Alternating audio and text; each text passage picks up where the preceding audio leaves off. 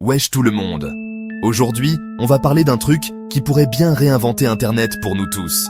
Oubliez la politique classique, on est en plein dans une guerre contre le porno qui a démarré aux États-Unis. Imaginez, pour des millions d'Américains, pour accéder à leur site porno préféré, il faut maintenant montrer sa carte d'identité. L'histoire commence au Texas. Si vous essayez de visiter un site comme Pornhub, vous n'aurez pas le droit à son contenu habituel. Non. À la place, vous tombez sur une seule vidéo, et dessus, une actrice de film pour adultes, entièrement habillée, chérie de ville, qui vous parle de politique. C'est la même galère dans 19 États américains déjà. L'Arkansas, le Mississippi, l'Utah, la Virginie, la Caroline du Nord, le Montana. L'objectif officiel de ces lois est clair et noble. Protéger les enfants. On craint que le porno ne leur cause des dommages irréversibles.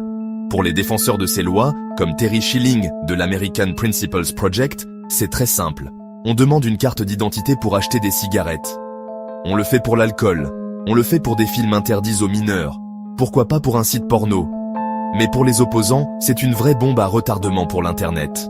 Daniel Kahn Gilmore, un expert de l'American Civil Liberties Union, ACLU, le dit sans détour, si l'on impose de lier votre identité gouvernementale à la plupart de vos activités en ligne, cela ouvre la voie à une nouvelle ère de surveillance massive par l'État et les entreprises.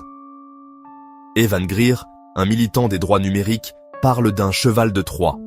Pour lui, ces lois ne sont qu'un prétexte pour imposer la censure sur l'ensemble du web. Ce qu'il faut comprendre, c'est que la science est loin d'être claire sur la question. Une méta-analyse a révélé que beaucoup d'études sur les effets du porno présentèrent des biais.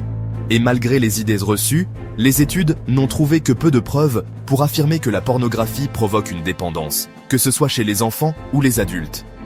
Kelsey Burke, professeur de sociologie, l'explique parfaitement. On nous vend la protection des enfants comme un terrain d'entente. Mais il se peut qu'il ne s'agisse pas vraiment d'enfants ou de pornographie. Il s'agit plutôt d'un moyen de codifier des croyances morales spécifiques sur la sexualité et le genre.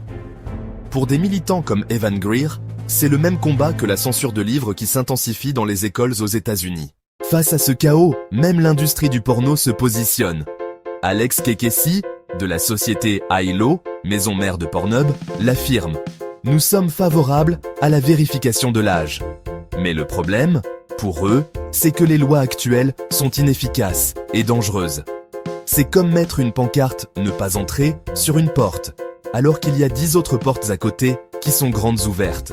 Les opposants à ces lois et l'industrie proposent une alternative, plus sûre et plus intelligente. La vérification de l'âge par l'appareil. C'est un système qui serait intégré à votre smartphone ou votre ordinateur, géré par des entreprises comme Apple, Google ou Microsoft.